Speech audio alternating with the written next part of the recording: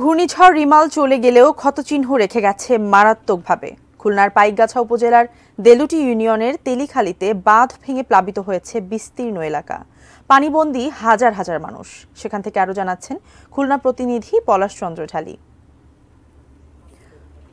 মারিয়া, আপনি যেমনটি বলছিলেন যে এই যে উপকূলবাসীর কিন্তু একটি দুঃখ, সেটি হচ্ছে বেড়িবাঁধ সংস্কার না হওয়া।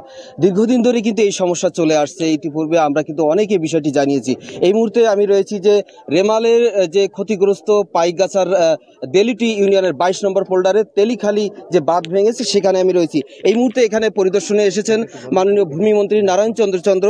স্যার, আমি একটু জানতে চাই যে এই যে উপকূলবাসীর দীর্ঘদিনের দাবি, আপনি জানেন যে আপনি এই এলাকার মানুষ, আপনি একটু বলবেন যে কেন দীর্ঘদিন ধরে এই উপকূলের দাবি থাকা সত্ত্বেও বেড়িবাঁধ সংস্কার কেন হচ্ছে না, একটু যদি বলেন। বিষয়টা আপনি যেটা জিজ্ঞাসা করেছেন সেই বিষয়টার উত্তর তো ঠিক আমি দিতে পারবো না। এটা জানতে হবে পানি উন্নয়ন বোর্ডের যারা কর্তৃপক্ষ রয়েছে তাদের কাছে।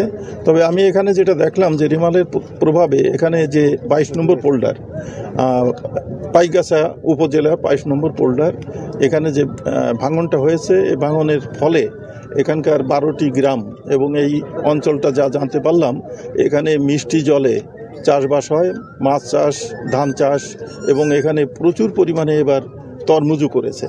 ফলে একবার সমস্ত গ্রামগুলি প্লাবিত হয়েছে দেখা যাচ্ছে।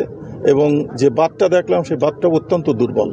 এইরকম এম্বাঙ্কমেন্ট থাকার তো অবদার কথা নয়।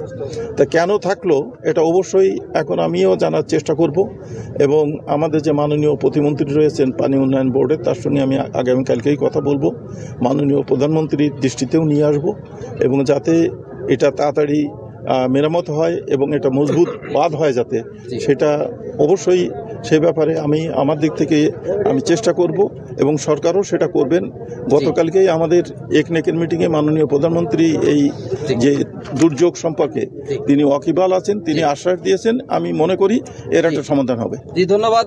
যেমনটি শুনছিলেন মাননীয় মন্ত্রী, তিনি বলছিলেন যে এই বিষয়টি, এই যে উপকূলের এই যে দুর্ভোগ, এই বিষয়টা তিনি যে পানির উন্নয়ন বোর্ডের কর্মকর্তাদের সাথে তিনি কথা বলবেন, মাননীয় প্রধানমন্ত্রীর সাথে তিনি এই বিষয়টি তিনি জানাবেন, এমনটি তিনি এই এলাকার মানুষকে তিনি সেই প্রত্যাশাটা দিচ্ছেন।